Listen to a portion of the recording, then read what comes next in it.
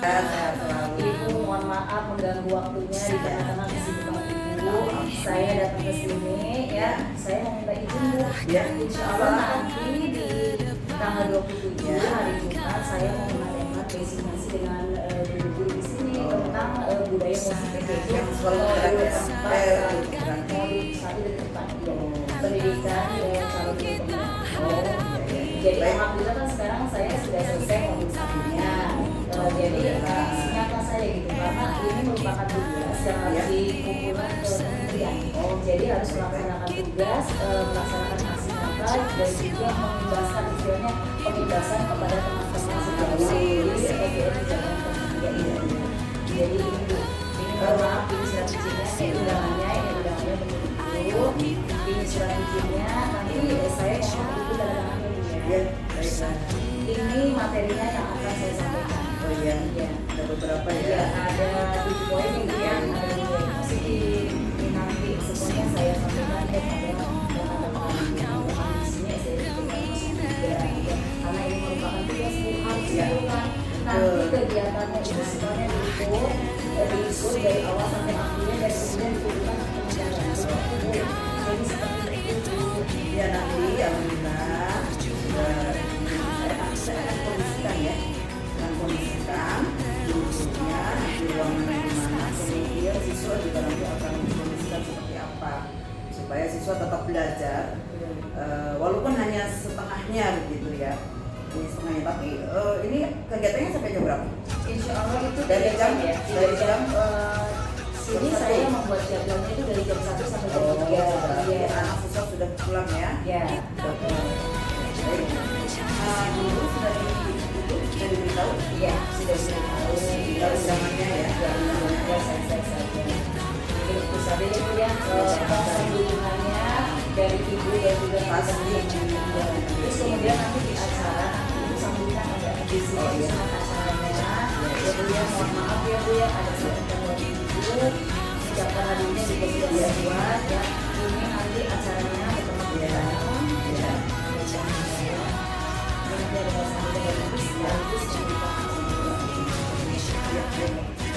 Terima kasih Bu ya atas dukungan dan izinnya.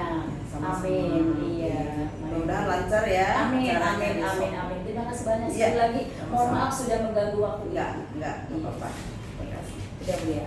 Ya.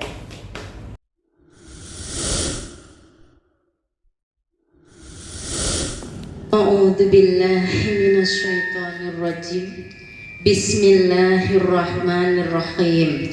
Assalamualaikum warahmatullahi wabarakatuh. Alhamdulillah. Alhamdulillahirabbil alamin. Wa bihi nasta'inu ala umuri dunya waddin. Assalatu wassalamu ala asrafil anbiya'i wal mursalin Sayyidina wa maulana Muhammadin wa ala alihi wa sahbihi ajma'in. Amma ba'du.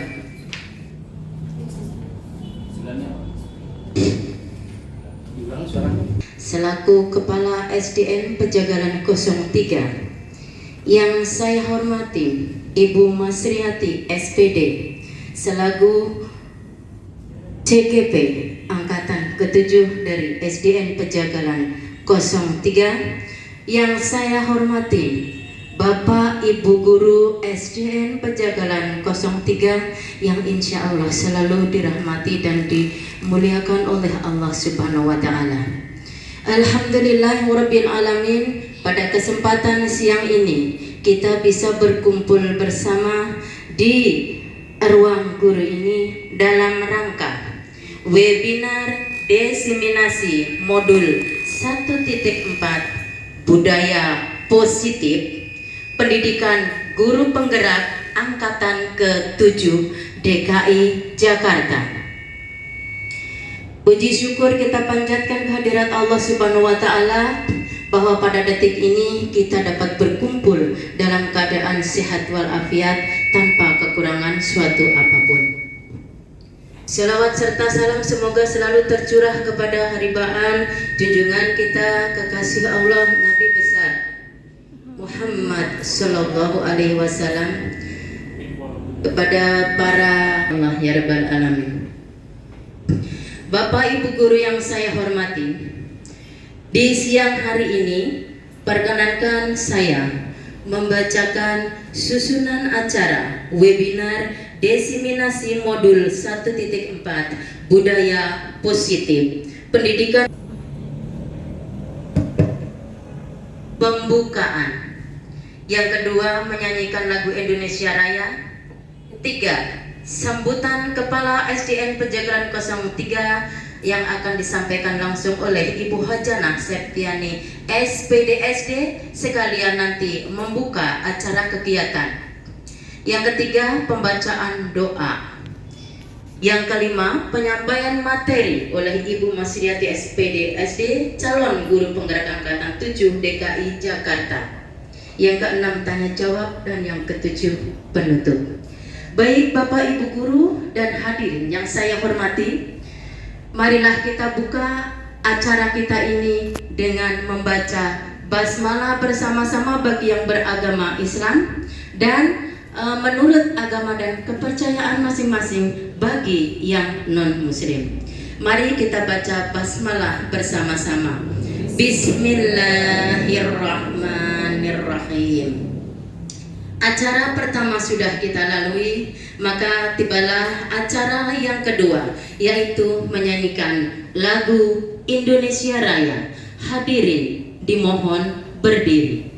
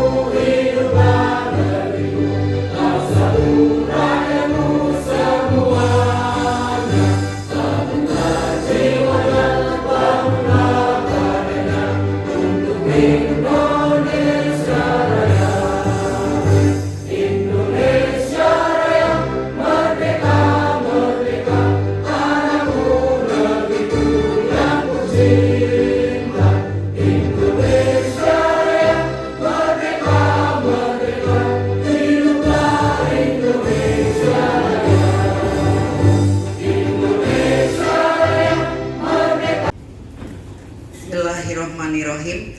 Assalamualaikum warahmatullahi wabarakatuh. Waalaikumsalam warahmatullahi wabarakatuh. Selamat siang dan salam sejahtera bagi kita semua.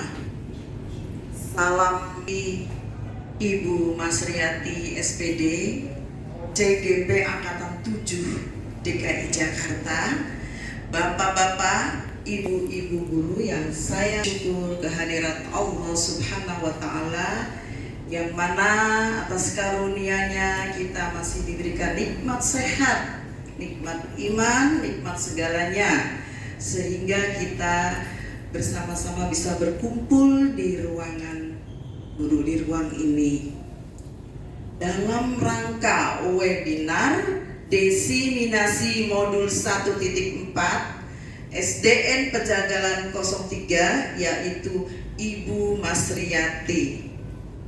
Alhamdulillah Ibu Masriati sudah melaksanakan rangkaian kegiatan guru penggerak baik secara online maupun secara bertemu langsung. Betapa luar biasanya Ibu Masriati melaksanakan kegiatan ini, bahkan bisa sampai larut malam ya.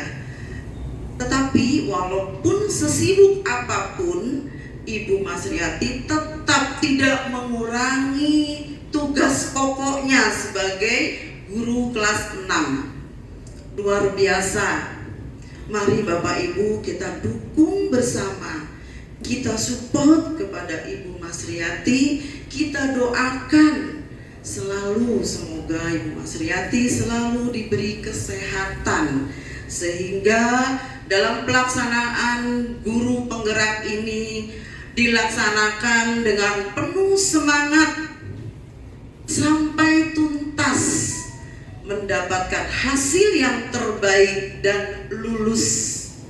Itu yang kita harapkan para guru penggerak ini. Maka dari itu terus kita support dukungannya dari para guru ya, supaya mereka-mereka yang menjadi guru penggerak nanti yang sudah lulus bisa bekerja sama, bisa membimbing kita semua, sehingga ilmu-ilmu yang didapat bisa ditularkan kepada Bapak Ibu guru sekalian di sekolah.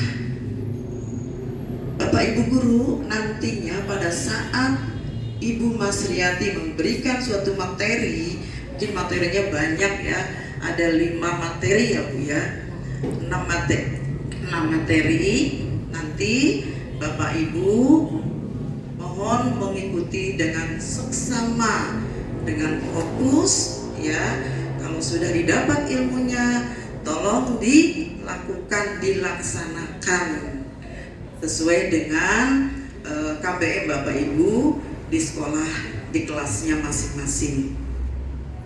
Semangat Ibu Yati, lanjut terus kegiatannya sampai tuntas. Kami mendoakan terus semoga Ibu sukses, lulus dan menghasilkan nilai yang terbaik buat kita semua. Itu saja yang saya sampaikan, kurang lebihnya mohon maaf. Saya akhiri. Sebelum saya akhiri, saya buka dulu webinar desiminasi modul 1.4 Budaya Positif SDN Pejagalan 03 oleh Bu Masriati SPD. Saya buka. Ya. Terima kasih. Saya akhiri. Assalamualaikum warahmatullahi wabarakatuh. Yang saya hormati, sebelum acara inti kita lanjutkan, yang nanti akan ada penyampaian materi khusus dari Ibu Masriati secara langsung, maka kami mohon kesediaannya untuk Bapak Nurdin agar membacakan doa demi suksesnya kegiatan kita hari ini. Semoga yang kita laksanakan hari ini memberikan manfaat yang luar biasa untuk kita semua. Kepada Bapak Nurdin SPDI disilahkan untuk membacakan doa.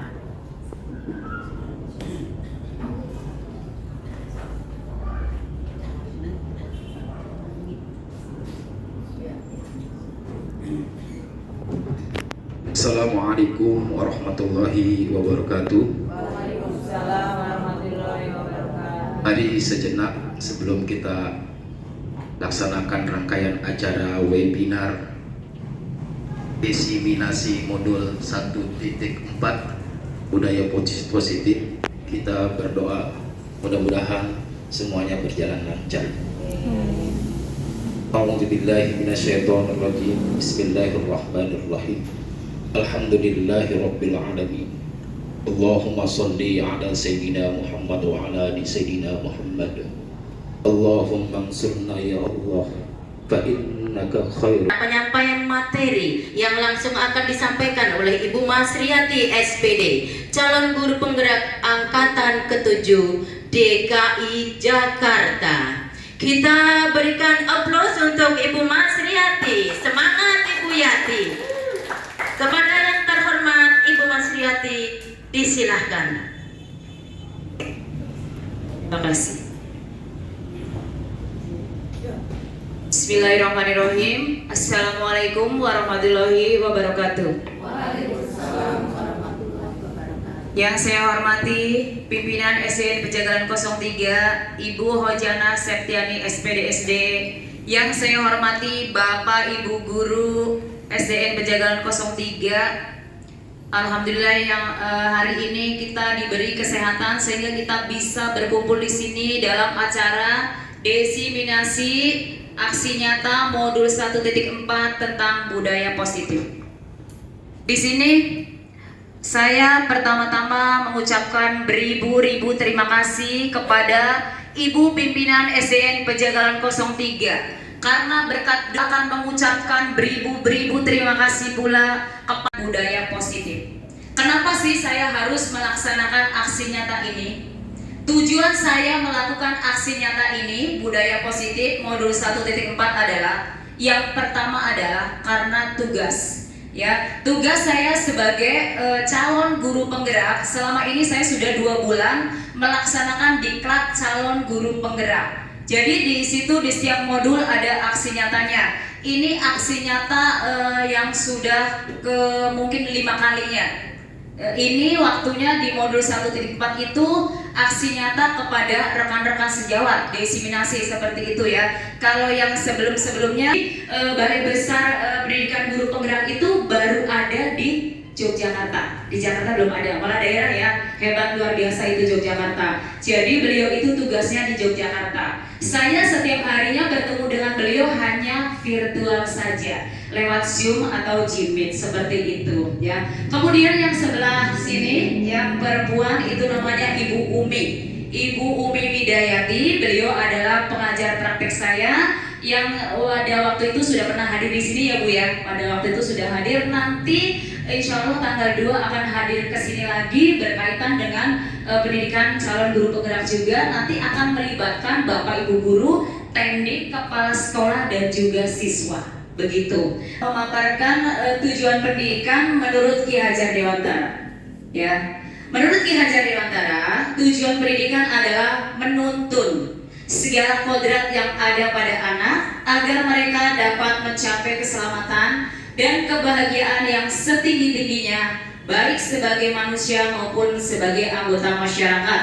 Oleh karena itu, pendidik itu hanya dapat menuntun tumbuh atau kembangnya kekuatan kodrat yang ada pada anak-anak agar dapat memperbaiki lakunya, bukan dasarnya. Hidup dan tumbuhnya kekuatan kodrat anak. Nah, Bapak Ibu coba dari tujuan pendidikan ini menurut Ki Hajar Dewantara, coba saya menebalkan di sini menuntun, ya, menuntun. Coba Bapak Ibu menuntun kira-kira artinya apa ya Bapak Ibu menuntun?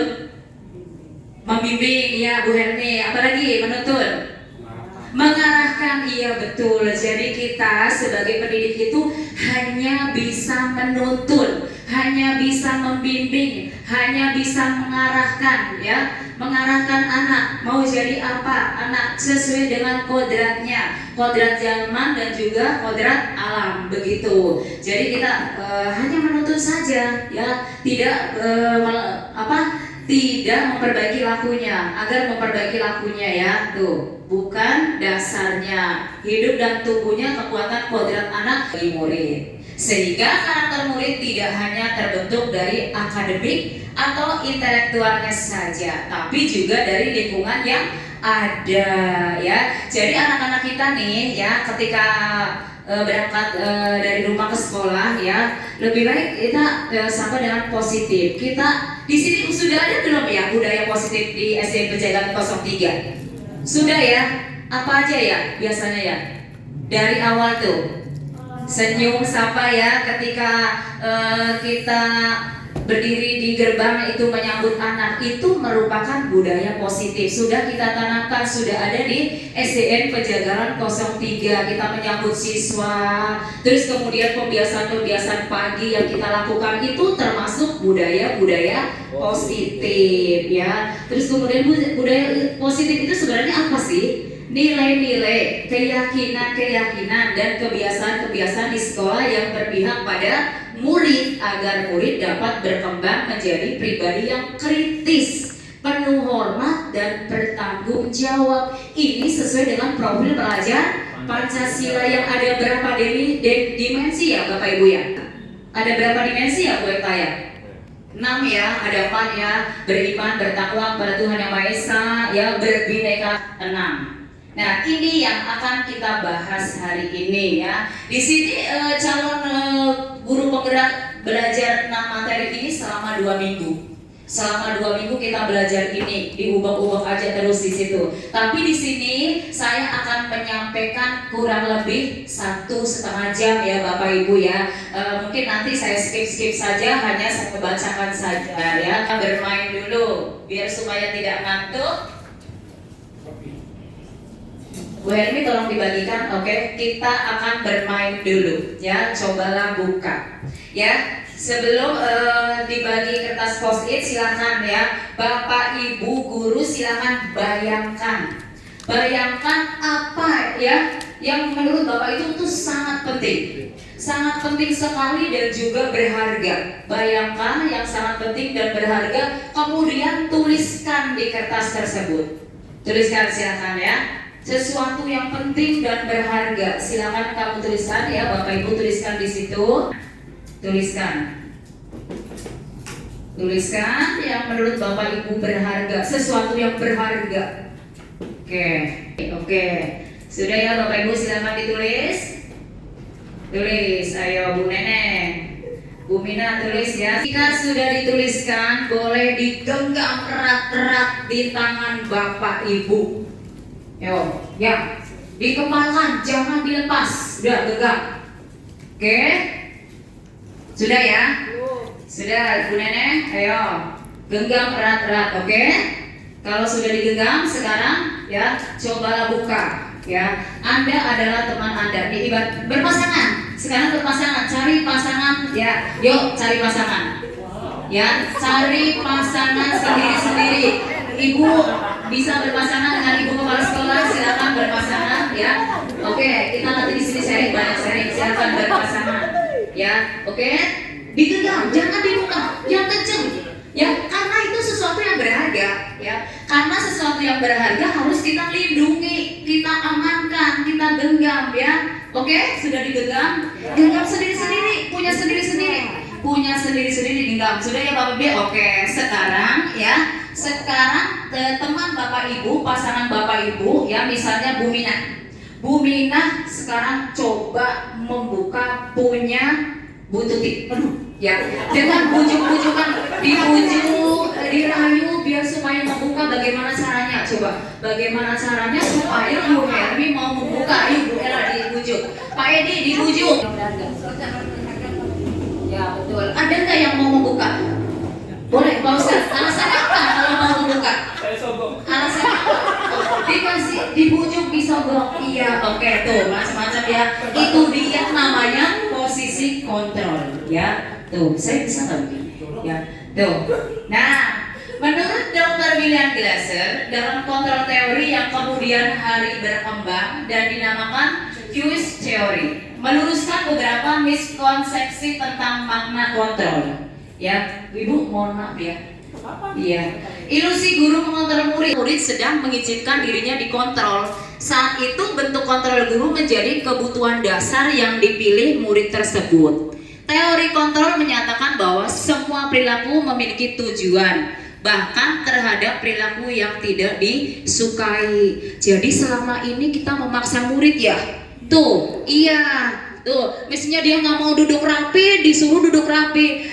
Duduk rapi, siap. Padahal anak belum mau duduk rapi, belum mau baris. Tapi selama ini kita kontrol, kita paksa untuk supaya rapi. Nih, ilusi guru mengontrol murid. Jadi yang bisa mengontrol itu hanya murid, bukan kita. Selama ini kita memaksa murid untuk rapi. Ya, kemudian ilusi yang kedua, bahwa semua penguatan positif efektif dan bermanfaat.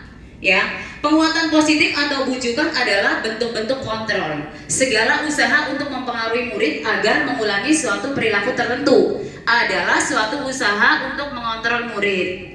Dalam jangka waktu tertentu, kemungkinan murid tersebut akan menyadarinya dan mencoba untuk menolak bujukan ketika, atau bisa jadi murid tersebut menjadi tergantung pada pendapat sang guru untuk berusaha. Nah, di sini ya. Ini berarti bukan tumbuh dari diri anak ya, karena disuruh, karena bujukan dari gurunya, makanya anak tersebut, murid tersebut mau melakukan. Iya, ayo anak-anak baris rapi, itu karena disuruh ya, bukan dari diri murid. Seperti itu tugas kita nanti.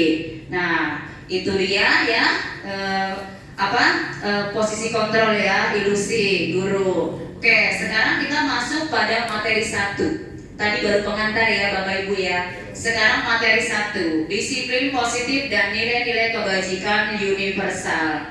Ketika kita mendengar kata disiplin, apa yang tergambar di benak kita? Apa ya? Disiplin. Taat aturan, iya. Apalagi Bapak Ibu? Patuh, betul. Apalagi? Disiplin apa? Tepat waktu, taat aturan, terus kemudian apa? Peraturan. Sesuatu yang tidak nyaman kayaknya ya kalau disiplin ya. Kadang-kadang anak-anak kita suruh belajar disiplin itu susah ya.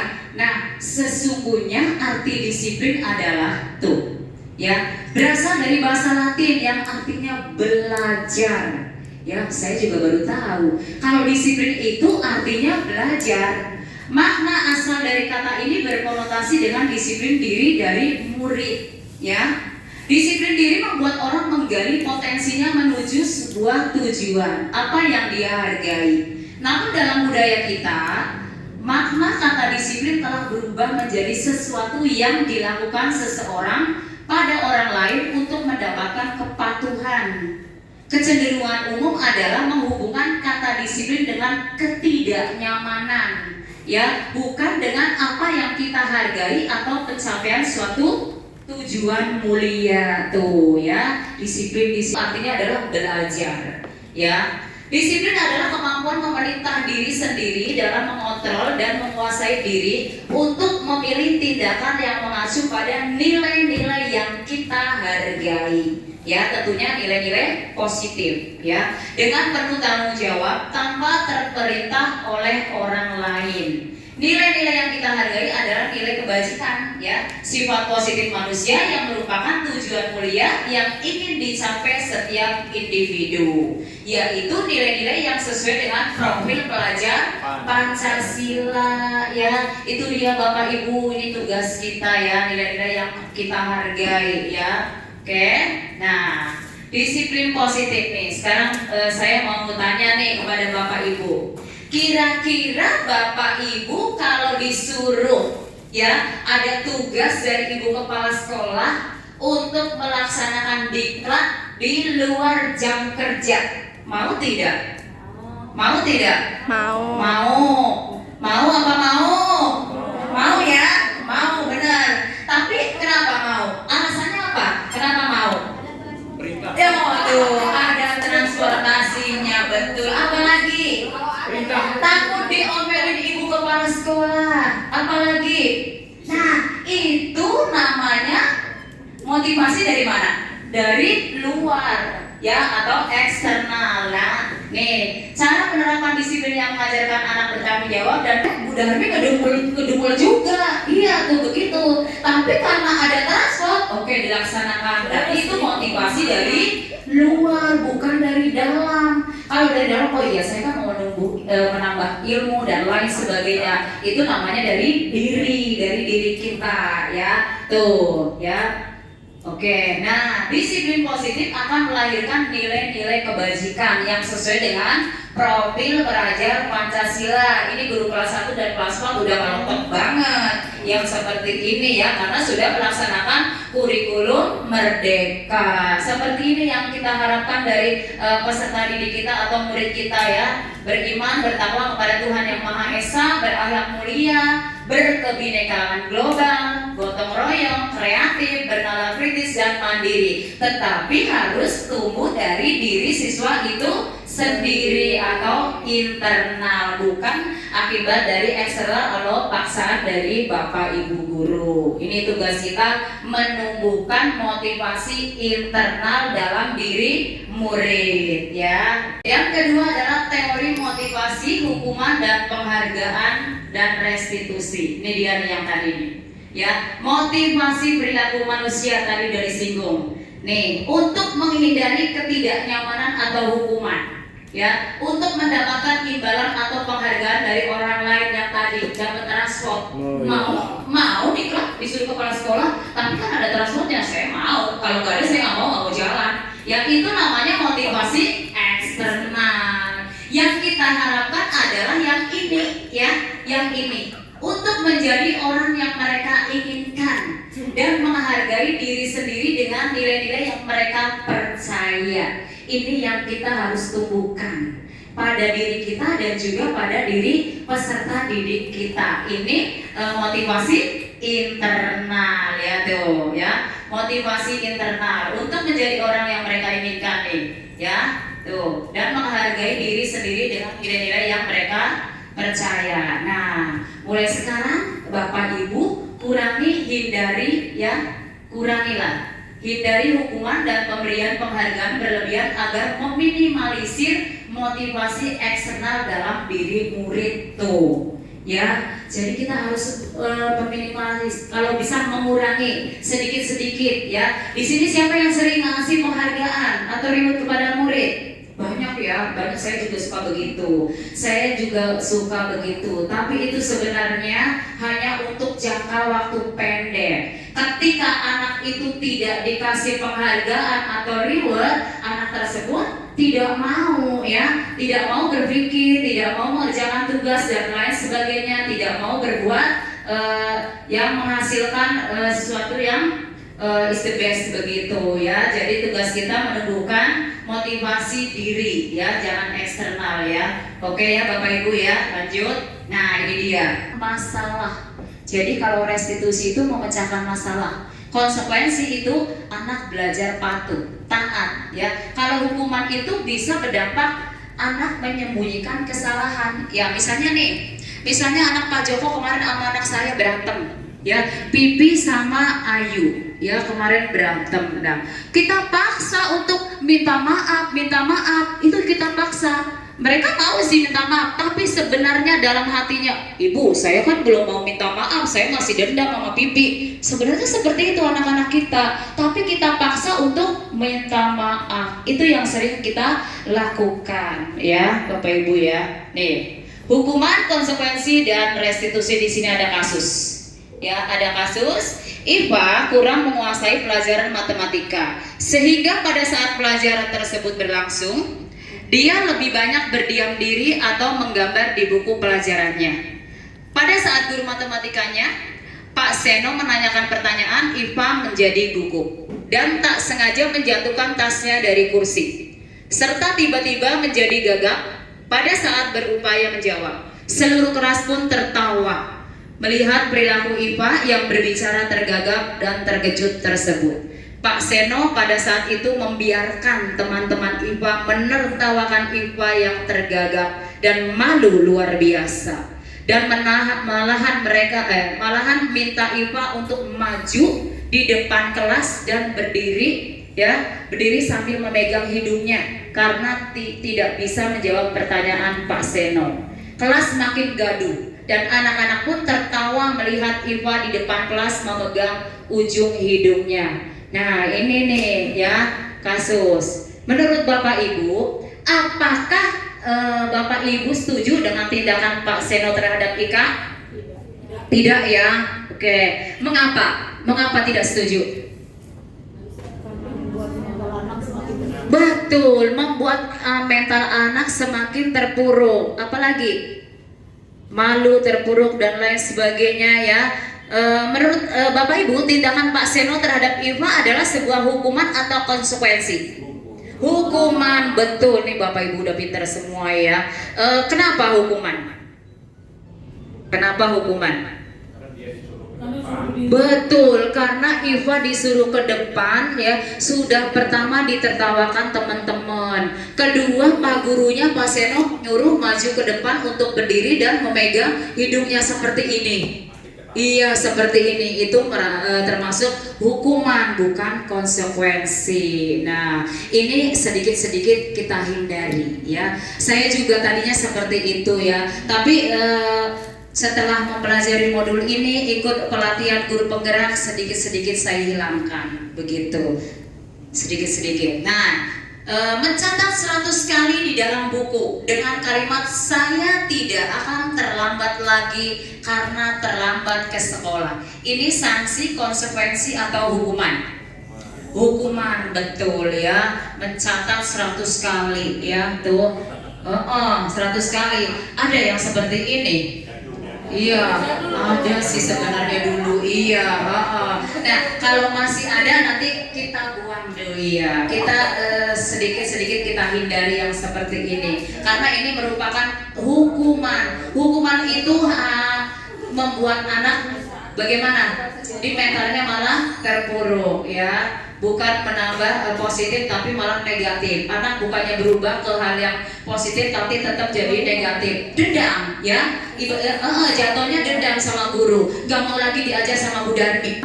Beberapa minggu karena cukup berhasil ya membuat murid-muridnya berdiri rapi antri di depan kelas. Sampai pada suatu saat Bu Anas sakit tidak masuk dan terpaksa digantikan sama Pak Heru. Pak Heru tidak mengetahui tentang stiker bintang tersebut dan benar saja pada saat mau masuk ke kelas usai jam istirahat, murid-murid kelas 2 kembali berebutan masuk kelas. Apa yang terjadi? Mengapa? Kira-kira bagaimana nih Bapak Ibu? Ada kasus seperti ini. Kira-kira gimana?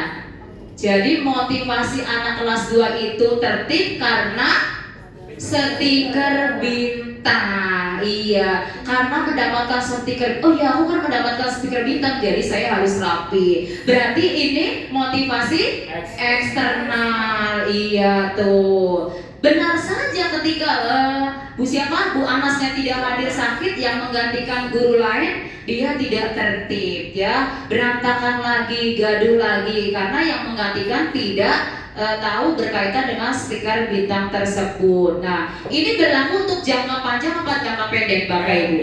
Pendek ya tuh, artinya tuh ibunya nggak masuk begitu ya, tuh stiker bintang. Yang seperti ini nanti kita hindari pelan-pelan ya Bapak Ibu ya, kita belajar begitu. Oke, kita harus bisa menumbuhkan ya kesadaran diri dari murid, benar-benar dari murid ya, rapi dari murid, disiplin dari murid itu sendiri ya, intrinsik ya. Berdasarkan teori motivasi, kira-kira apa motivasi murid? Kelas 2 tadi sudah dibahas ya. Adakah cara lain agar murid-murid kelas 2 bersedia antri di depan kelas tanpa diberi penghargaan stiker bintang? Ada nggak cara lain? Ayo Dian, silakan Bu Dian. Cara lain dengan membuat kesepakatan atau keyakinan kelas. Nanti kita bahas pembiasaan juga. Iya, kita pelan-pelan, kita tanamkan ke diri anak pelan-pelan ya. Mudah-mudahan dari sini kita nanti bisa ya tumbuh kesadaran diri dari dalam diri anak itu ya. Nah, dihukum oleh penghargaan. Yang cepat dapat hadiah, akhirnya dia santai ya, karena udah ada yang paling cepat seperti itu. Sama dengan kita ranking ya Bapak Ibu ya. Kita biasanya suka bikin ranking ya di kelas ya, ranking 1 sampai 10. Kita tulis di papan tulis ya. Nah, bagaimana perasaan anak-anak kita yang tidak ada ranking 1 sampai 10? Coba bayangkan Bapak Ibu. Perasaannya bagaimana? Perasaannya bagaimana yang tidak dapat ranking? Sedih, kecil hati, kecewa, terus kemudian jadinya kurang bersemangat. Nah itu Bapak Ibu, yang seperti itu harus kita hindari pelan-pelan. Itu mematikan kreativitas peserta didik, menurunkan kualitas. Yang tadinya ingin belajar rajin, karena dia nggak ada catatan ranking di situ, dia males. Akhirnya dia nggak semangat. Itu namanya motivasi eksternal, bukan internal. Ya, Bapak Ibu, nanti kita pelan-pelan kita hindari yang seperti itu ya. Oke, sekarang kita berlatih karena Bapak Ibu tadi udah belajar, udah banyak sekali ya. Kita sekarang berlatih ya. Yang pertama ya, ini hukuman atau konsekuensi ya. Lari mengelilingi lapangan basket 2 kali karena terlambat hadir di sekolah. Hukuman atau konsekuensi? Hukuman, pinter ya. Membersihkan coretan yang dibuatnya di meja tulis. Konsekuensi, betul ya, sudah berbuat bertanggung jawab. Iya, keren sekali nih, luar biasa Bapak Ibu. Jagalan 03. Menggantikan kertas tugas teman yang telah dicoret-coret. Konsekuensi, betul ya. Berjemur di lapangan basket pukul 12 siang karena mengobrol dengan teman. Hukuman, betul.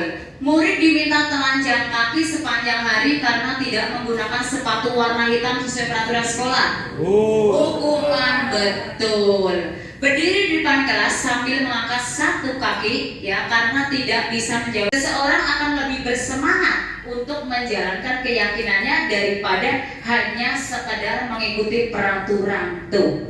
Ya, jadi mulai sekarang nanti kita rubah. Di sekolah kan ada peraturan ya Pak Joko ya, peraturan SDN Pejagalan 03. Nanti kita pelan-pelan kita rubah menjadi keyakinan sekolah. Kalau di kelas keyakinan kelas nih, ya. Mengapa sih harus keyakinan kelas bukan peraturan? Ini bedanya. Ya, ini dia bedanya. Ini peraturan, ini keyakinan. Nah, kalau peraturan bahasanya seperti ini. Selalu kembalikan buku ke tempatnya. Ya, keyakinan tanggung jawab. Ya, kita terjemahkan menjadi tanggung jawab. Dilarang mengganggu orang lain. Itu berarti kelas menghormati orang lain, komitmen pada tujuan atau berkomitmen. Dilarang melakukan kekerasan. Ini berarti larinya ke keselamatan, menghormati orang lain ya. Di sini ada dilarang. Ini namanya kata-kata negatif ya. Sama tuh Pak, ini juga seperti itu. Ya, pakai helm, nanti ada polisi lagi ada razia gitu. Sedang ada razia, kita harus pakai helm. Iya, terus masker juga. Ke Indomaret harus menggunakan masker. Itu gara-gara mau ke Indomaret. Bukan, ini tujuannya udah beda ya. Tujuannya beda, bukan untuk kesehatan. Kita terjemahkan untuk kesehatan. Kalau yang helm itu untuk keselamatan. Jangan berlari di kelas atau koridor. Ini kita terjemahkan keselamatan dan keamanan ya. Pokoknya Bapak Ibu di sini peraturan itu banyak kalimat-kalimat negatif. Kita hindari. Nanti kita ganti dengan keyakinan kelas. Ya Bapak Ibu ya. Oke. Nah, pembentukan keyakinan kelas. Nanti kita akan sedikit-sedikit ini saya mohon nanti dipraktekkan di kelas ya, di kelas Bapak Ibu.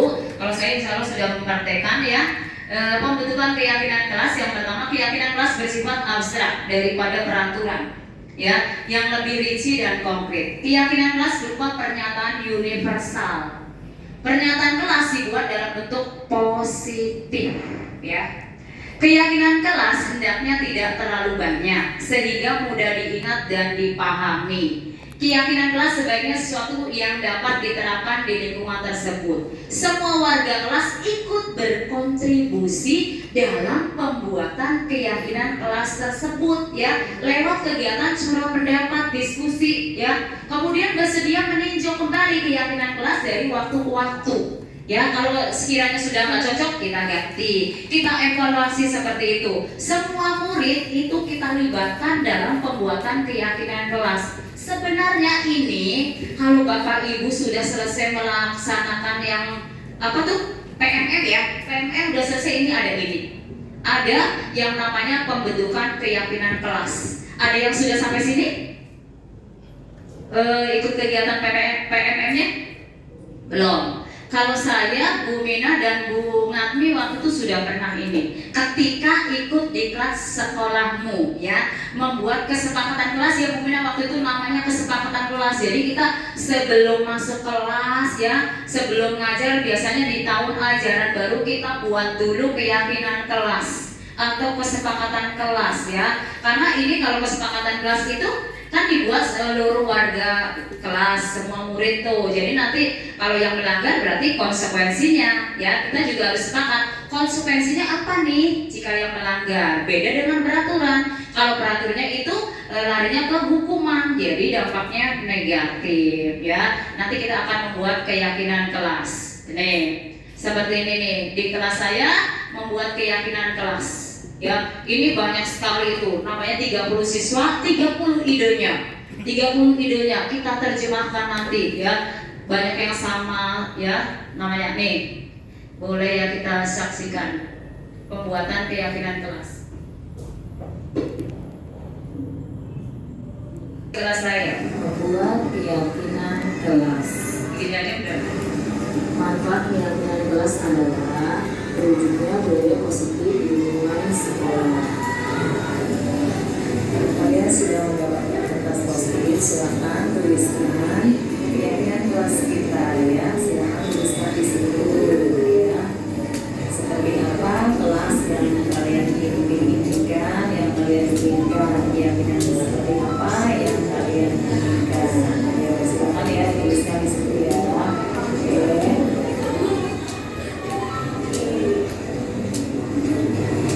Ayo silakan ditulis ya keyakinan kelas kalian. Remon silakan Arif tuliskan keyakinan kelas kalian.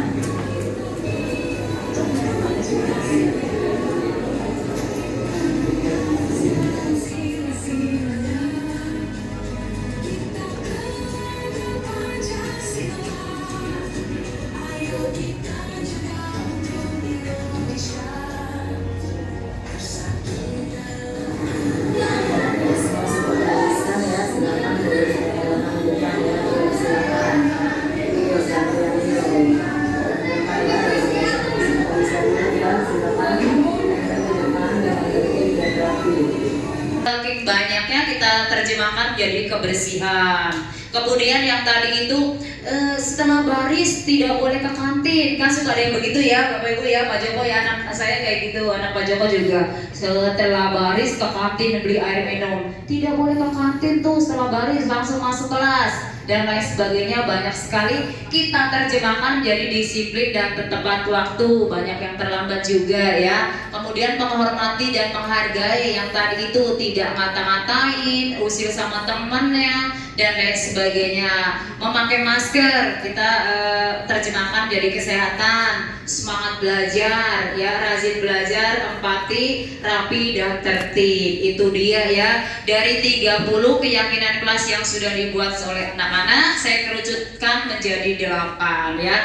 Boleh juga Bapak Ibu nanti mengkerucutkan menjadi 6 atau 9 atau berapa, itu terserah Bapak Ibu, yang penting anak-anak mudah memahaminya. Dan ketika anak-anak sudah membuat keyakinan seperti ini bersama-sama, ini harus disepakati ya, disepakati di kelas. Ketika mereka melanggar ya, suatu ketika mereka melanggar sendiri keyakinan kelas itu, sudah tahu mereka konsekuensinya seperti apa ya. Kita membuat kesepakatan nih, konsekuensinya apa jika kita melanggar keyakinan, atau tidak istirahat, atau apa membersihkan kelas, piket dan lain sebagainya. Tapi konsekuensinya itu yang mendidik, jangan sampai menghukum. Jadi seperti itu ya Bapak Ibu ya. Selanjutnya kita ke PPT lagi.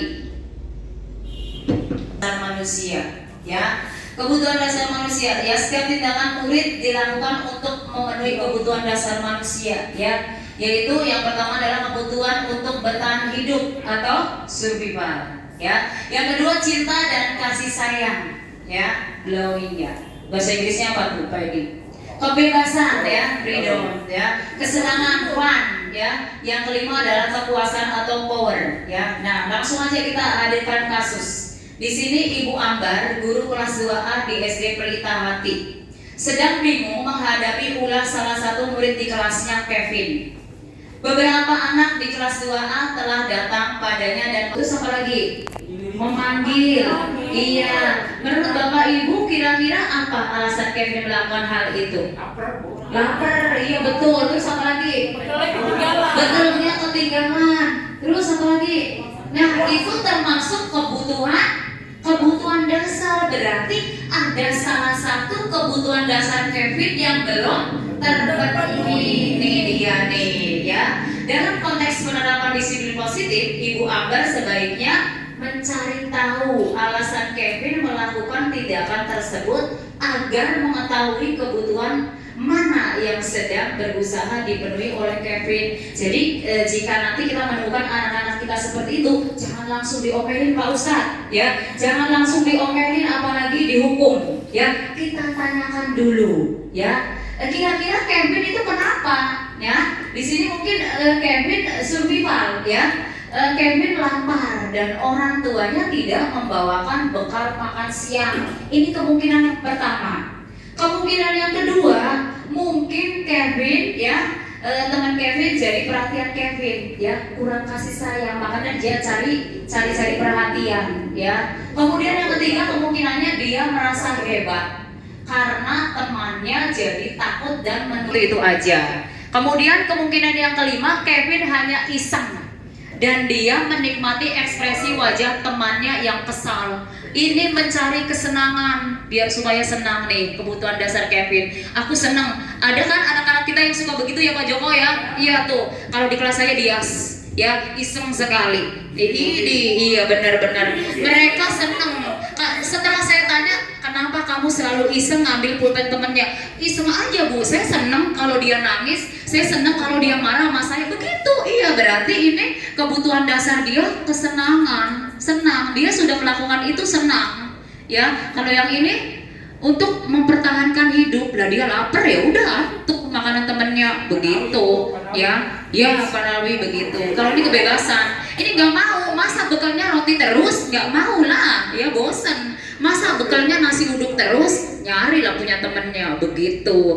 Jadi anak-anak kita itu kalau melakukan sesuatu jangan langsung kita marahin, jangan langsung kita hukum. Tanyakan dulu apa sih kebutuhan dasar mereka yang belum terpenuhi, ya kita tanyakan dulu. Seperti kemarin anak murid kelas 2 kalau nggak salah ya Bu Tuti ya, ada yang nangis ternyata setelah saya tanya dia belum makan.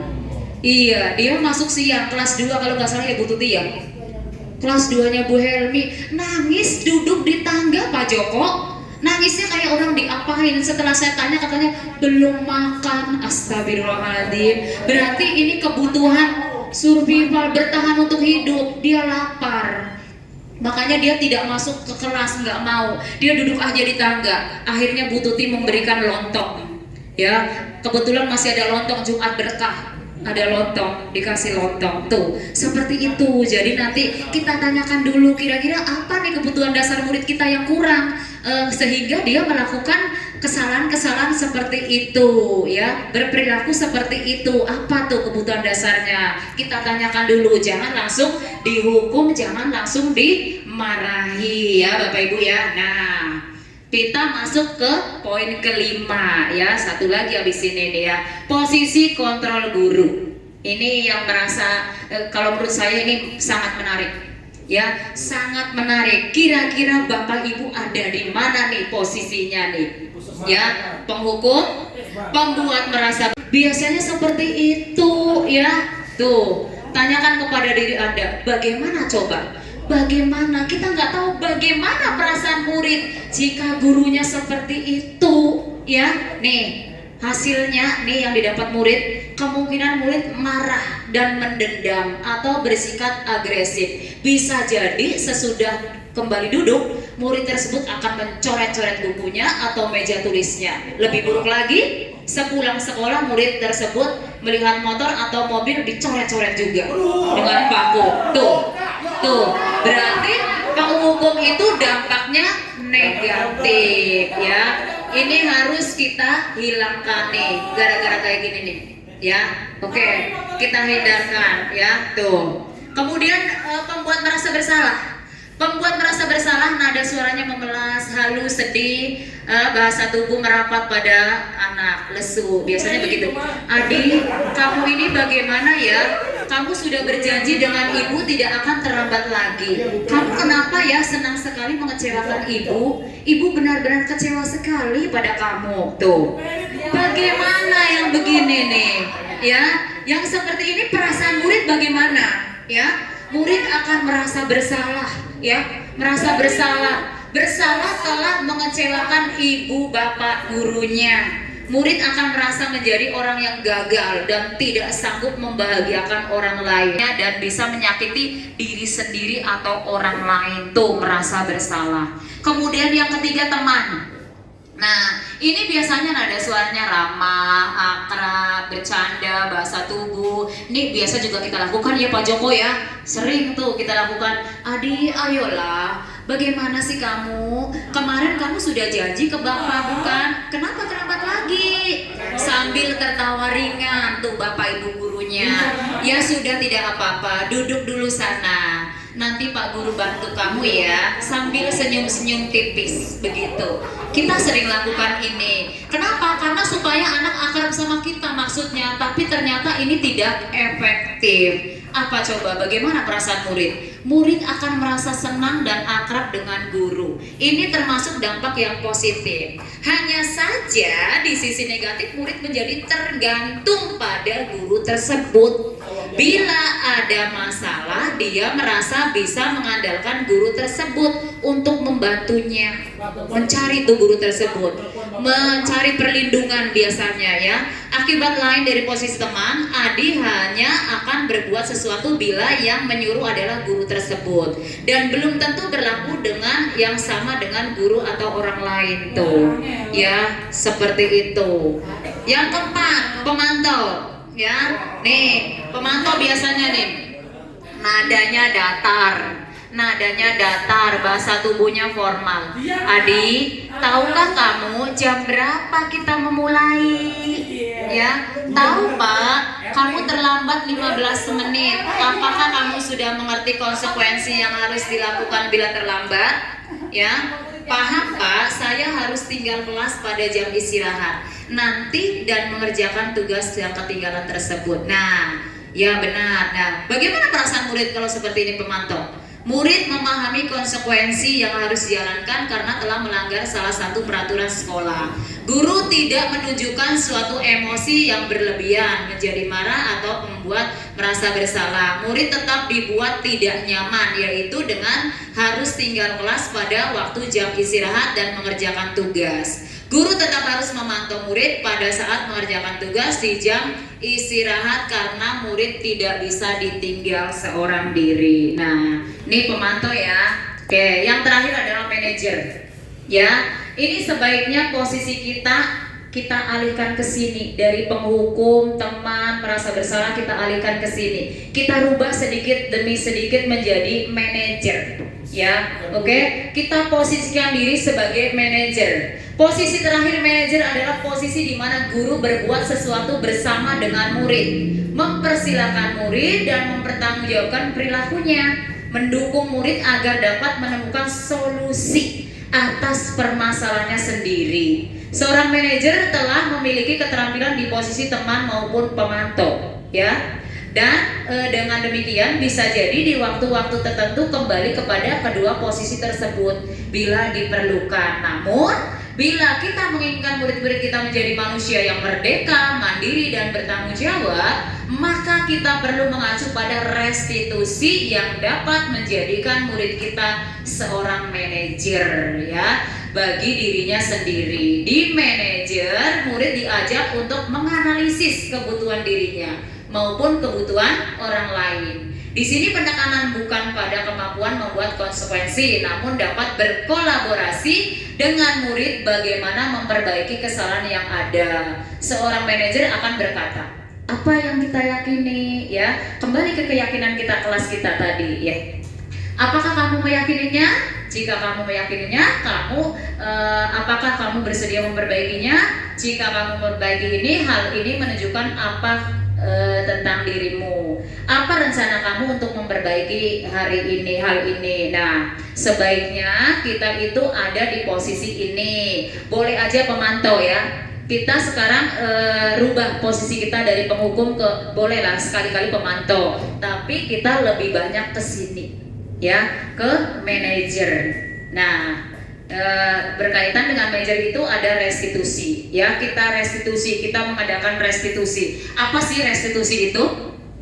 Proses menciptakan kondisi bagi murid untuk memperbaiki kesalahan mereka sehingga mereka bisa kembali pada kelompok mereka dengan karakter yang lebih kuat. Restitusi juga merupakan proses kolaboratif yang mengajarkan murid untuk mencari solusi untuk masalah mereka dan membantu murid berpikir tentang orang seperti apa yang mereka ingin ya, dan bagaimana mereka harus memperlakukan orang lain. Ini menurut dosen ya. Nih, segitiga restitusi. Tahapannya itu ada validasi tindakan yang salah, menanyakan keyakinan, dan menstabilkan identitas. Nih, seperti ini ya. Tuh, segitiga restitusi. Guru berperan sebagai manajer menggunakan segitiga restitusi dalam penyelesaian masalah melalui 3 tahapan. Yang pertama, menstabilkan identitas. Kita tanyakan dulu ya ke anak ya, kita tanyakan kabar dan lain sebagainya ya. Kemudian validasi tindakan yang salah dan menanyakan keyakinan. Tujuannya untuk menghasilkan murid yang mandiri dan bertanggung jawab. Nah, di sini ada video lagi nih, bisa nggak ya? Contoh. Oke, kita pasti memang punya alasan kan kenapa sering tidak masuk mengerjakan tugas untuk dikerjakan di rumah yang diberikan oleh ibu guru di hari sebelumnya. Berikut adalah skenario penyelesaian masalah. Ini menstabilkan identitas dulu ya. Oke, ayo kalau tidak ibu panggil sini. Tidak mengerjakan PR. Ayo, tidak mengerjakan PR. Apakah itu suatu kesalahan? Oke, ya. Ayo, setiap orang pernah melakukan kesalahan. Seperti ibu juga pernah melakukan kesalahan. Mari kita cari solusinya bersama-sama ya. Oke, ayo pasti tahu kan apa alasannya Validasi tindakan yang salah.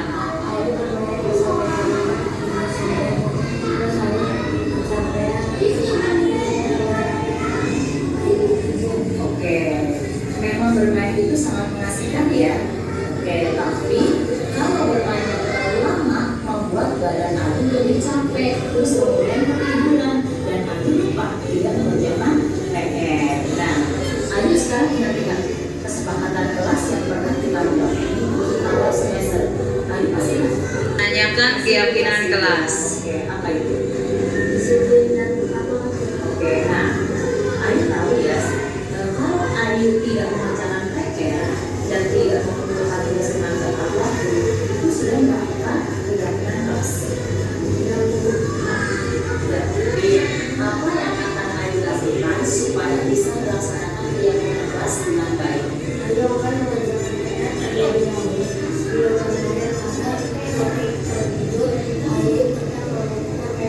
Oke, nah itu Ayu sudah tahu ya. Kalau Ayu tidak mengerjakan PR dan tidak mengumpulkan tugas tepat waktu, artinya sudah melakukan keyakinan kelas kita. Oke, apa keyakinan kelas kita harus kita laksanakan? Apa yang akan Ayu lakukan supaya bisa melaksanakan keyakinan kelas dengan baik?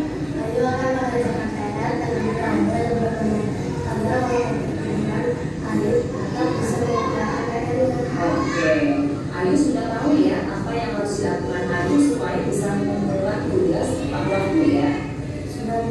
Baik, sekarang Ibu mau tanya satu lagi. Apa Ayu mau mulai atau yang tadi Ayu tanah? Baik, Ibu harap Ayu lain kali bisa mengumpulkan PR tepat waktu ya.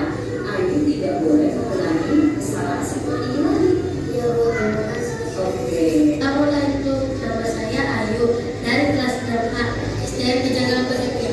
Saya senang mengikuti praktik segitiga restitusi bersama Ibu Yati karena saya bisa tahu cara memperbaiki kesalahan yang sudah saya lakukan dan Ibu Yati tidak marah ketika saya tidak mengerjakan tugas. Terima kasih Bu Yati. Love you. Wassalamualaikum warahmatullahi wabarakatuh. Demikian penerapan segitiga. Seperti itu ya Bapak Ibu ya. Itu tadi pemaparan saya ya, sekitar berapa? 1,5 jam apa 2 jam? 2 jam. Ya, lumayan ya 2 jam ya. Oke. Itu yang bisa saya sampaikan sedikit ke Bapak Ibu ya. Mudah-mudahan nantiannya, kurang lebih mohon maaf. Billahi taufiq wal hidayah. Wassalamualaikum warahmatullahi wabarakatuh. Saya kembalikan ke moderator. Iya. Baik, terima kasih Bu Yati, luar biasa ya, 2 jam nonstop. Acara selanjutnya yaitu ada tanya jawab. Silakan Bapak Ibu guru yang mau bertanya dan Ibu narasumber yang mau menjawab. Nanya ya Bu ya? Ya silakan. Boleh. Singkat aja lah. Ya. Ya, Neneng protes dulu. Tadi disebutkan pada saat pembuatan atau penyusunan apa itu peraturan kelas ya? Keyakinan. Ya. Yang tadinya peraturan kelas kalimatnya negatif diubah menjadi sebuah keyakinan kelas yang kalimatnya abstrak ya Bu ya. Iya. Kalimatnya abstrak. Sedangkan kalau saya baca di tahapan operasional atau tahapan kognisi anak menurut PAC pada usia 7 sampai 11 tahun anak masih berada pada posisi atau fase operasional konkret. Anak mulai menunjukkan kemampuan konservasi yaitu jumlah, luas, volume, orientasi. Meskipun anak bisa memecahkan masalah dengan cara logis, mereka belum bisa berpikir secara abstrak atau hipotesis. Bagaimana cara kita menerapkan sesuatu atau kalimat yang abstrak kepada anak agar diterjemahkan atau dipatuhi dengan baik? Padahal secara tahapan ini untuk kita mengajarkan atau memberikan instruksi kepada anak bahkan harus sesuai atau dengan cara yang sedetail mungkin. Dengan cara sedetail mungkin pun anak kadang masih tuh sampai sana jangan berlari di koridor, jangan membuat kegaduhan di lorong kelas atau sebagainya. Itu pun masih sulit dimengerti atau dipahami. Bagaimana untuk menjalankan atau mengoptimalkan keyakinan kelas ini agar dapat dimengerti kalimatnya yang abstrak tersebut. Oke. Ya, terima kasih Bu. Kalimat abstrak. Jadi di sini ya yang namanya keyakinan kelas itu ya, yang namanya keyakinan kelas itu emang bermacam-macam ya kata-kata anak ya. Jadi di sini nih seperti ini keyakinan kelas ini peraturan perbedaannya ya lebih ke kalimatnya abstrak ya tadi Pak ini ya. Bagaimana penerapannya ke anak? Apalagi misalnya anaknya kelas 1 ya.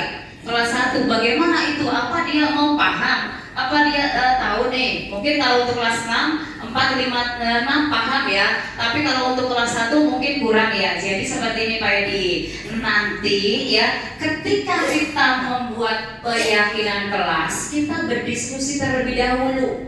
Ya, kita cari ya kalimat-kalimat abstrak tapi yang menurut anak itu gampang diingat, gampang dihafal dan juga gampang dipahami. Tentunya Bapak Ibu guru nanti berdiskusi terlebih dahulu sebelum meluncurkan atau mengkerucutkan keyakinan kelas ini ya. Oke. Nih, seperti ini. Nah, ini kan dari kebersihan itu macam-macam. Kalimat anak kan macam-macam. Apalagi mungkin kelas 1 ya. Kelas 1 yang baru bisa membaca, baru bisa menulis. Itu macam-macam itu ya. Nanti kita sederhanakan. Tentunya Bapak Ibu gurunya itu menjelaskan terlebih dahulu, memberi contoh terlebih dahulu yang berkaitan dengan ini kebersihan. Tidak boleh membuang sampah. Pasti anak-anak kelas 1 pasti, ya anak-anak kita membuat keyakinan kelas. Seperti apa ya kelas yang kita inginkan? Tidak boleh lari-lari Bu, tidak boleh buang sampah Bu. Nah itu kan anak-anak seperti itu ya, biasanya seperti itu ya. Nanti Bapak Ibu gurunya menjelaskan kembali. Nah tanggung jawab itu termasuk ya nak, membuang sampah ya, tidak lari-larian dan sebagainya. Itu nanti Bapak Ibu guru ya, jadi tugas kita yang menjelaskan terlebih dahulu kepada peserta didik ya, memberitahu ya, memberi pemahaman kepada peserta didik terlebih dahulu berkaitan dengan keyakinan kelas ini. Setelah keyakinan kelas ini dari semua kelas itu paham ya, peserta didik kelas kita paham, baru kita terapkan di kelas kita ya. Nih kan kita sudah terjemahkan ya tadi macam-macam kata-katanya. Ini pun kelas 6 juga ada beberapa yang tidak paham. Tapi setelah membuat itu tuh tadi kan ditempel ya semuanya banyak sekali. Kita jelaskan dulu anak-anak. Tadi kan anak-anak sudah menuliskan banyak ya. Ada yang tidak usir sama temennya, ada yang tidak ngata-ngatain temennya. Ini kita terjemahkan seperti ini ya teman-teman ya. Anak-anak ya menghormati dan menghargai. Kita kasih pengertian pelan-pelan seperti itu ya. Pada intinya kita membudayakan budaya positif ya, lebih ke keyakinan kelas, karena keyakinan kelas itu dibuatnya bersama-sama melibatkan peserta didik, Beda dengan peraturan. Kalau peraturan itu sudah ada langsung ya, langsung ada di sekolah ini, itu langsung ada tanpa ikut campur peserta didik dan juga bapak ibu, paling ada hanya beberapa. Tapi kalau keyakinan sekolah atau keyakinan kelas itu semuanya berandil, semuanya berkontribusi, berkolaborasi dalam pembuatan keyakinan sekolah atau kelas tersebut. Jadi seperti itu Pak Edi, ya gimana, sudah puas dengan jawaban saya? Jadi kita pertama kita diskusi dulu, kita kasih pemahaman dulu kepada anak-anak kita. Oke Pak Edi, terima kasih luar biasa Pak Edi ya. Oke, tepuk tangan buat Pak Edi. Terima kasih Bu Yanti. Saya ingin menyampaikan kasus anak saya sendiri ya Bu ya. Beberapa waktu yang lalu saya menyuruh anak-anak untuk berlatih pidato di rumah dulu. Setelah beberapa hari kemudian anak-anak tampil. Kebetulan ada satu anak yang pada hari H tidak hadir dan saya beri kabar kepada orang tuanya sakit ya. Setelah sakit anak itu masuk, akhirnya saya ngambil konsekuensi untuk mempraktekkan dia suruh praktek pidato. Padahal belum belajar. Sudah praktek, saya sudah kasih, sudah saya suruh belajar. Nah di hari H dia tidak masuk, akhirnya saya kasih konsekuensi, kalau sembuh nanti kita ambil nilai. Begitu ambil nilai, ternyata dia bacanya terbata-bata, padahal sudah kelas 6 ya. Akhirnya saya juga tidak memberikan hukuman, tetapi ya namanya anak terbata-bata ya, jadi teman-teman yang lain yang agak sedikit tertawa, seperti kasus yang tadi. Akhirnya saya tenangkan kelas dulu dong, kita hargai teman kita yang sedang pidato. Akhirnya saya nilai dulu sebentar.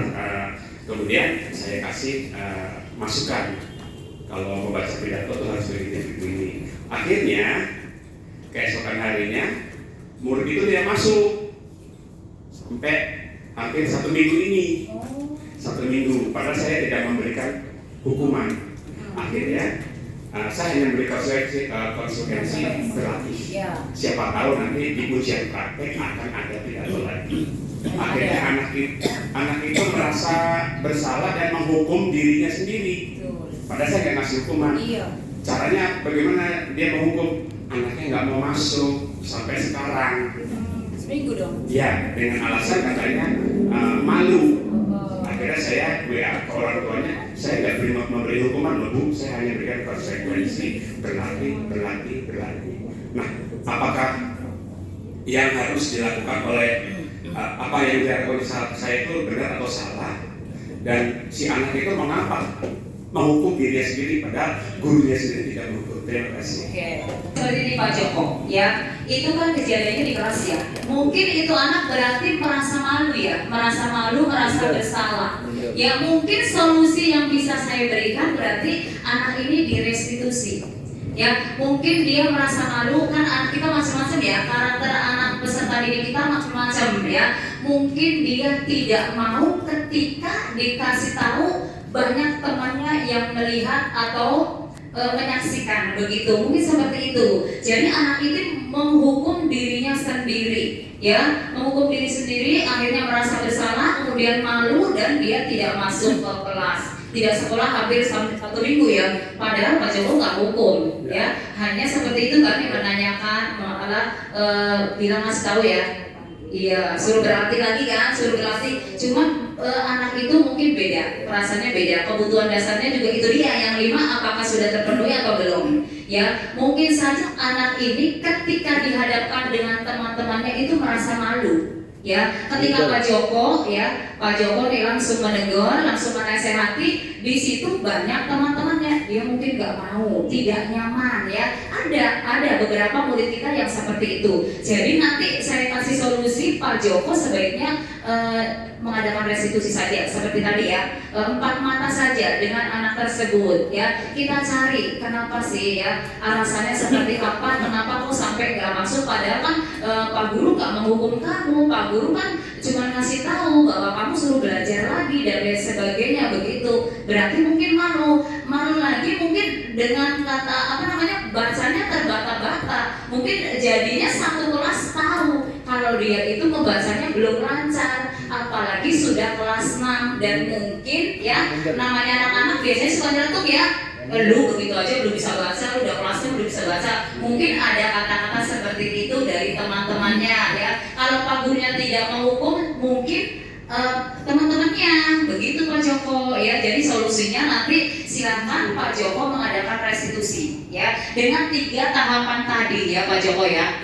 3 tahapan ini nih tadi yang sudah saya nih ada pajak, validasi dan tindakan yang salah ya. Terus kemudian pertama menstabilkan identitas dulu, ditanya-tanya dulu kenapa sih ya, ajak happy dulu ya. Menstabilkan identitas itu ajak anak nyaman dulu, buat anak happy nyaman, baru kita tanya masalahnya apa, kenapa dia sampai nggak masuk sampai 1 minggu gara-gara cuma begitu aja, padahal bapak nggak menghukum kamu loh ya, cuma nyuruh ini berlatih. Mungkin itu dia dugaan saya, karena teman-temannya tahu kalau bahwa dia itu belum lancar membacanya, mungkin malu sendiri, jadi menghukum dirinya sendiri. Ya betul, Pak Nawi minder. Nanti lakukan seperti ini Pak Joko ya, dicoba ya pelan-pelan ya. Terus kemudian menanyakan keyakinan juga ya. Oke ya Pak Joko, mungkin itu yang bisa saya berikan. Apakah puas Pak Joko dengan jawaban saya? Oke, terima kasih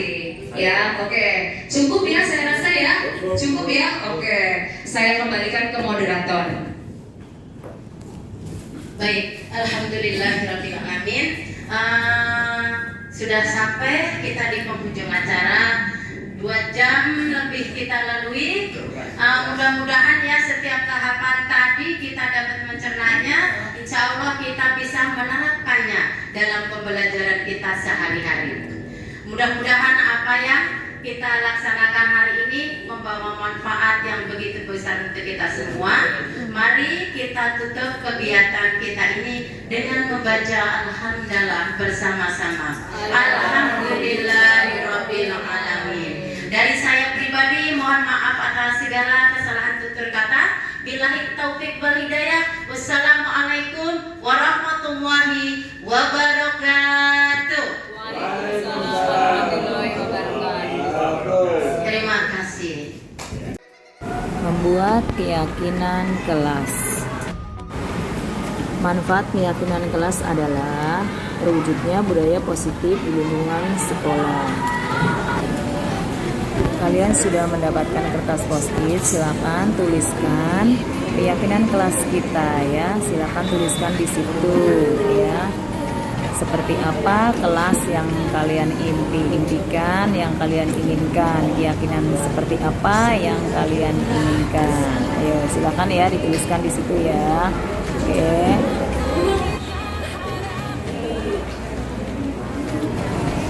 Ayo Sony silakan ditulis ya keyakinan kelas kalian. Remon silakan. Ariel tuliskan keyakinan kelas kalian.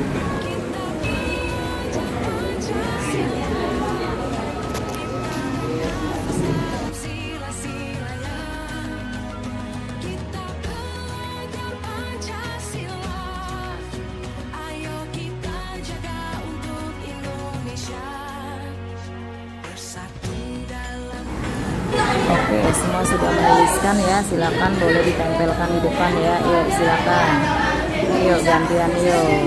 Tempelkan ya dari barisannya Melisa dulu ya. Silakan tempel di depan dengan tertib dan rapi. Yuk lanjut, tulis. Ayo silakan. Lanjut. Ya, silakan ditempel.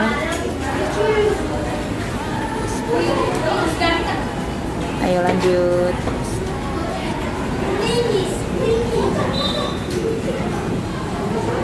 Lanjut berikutnya barisan dia, silakan. Oke.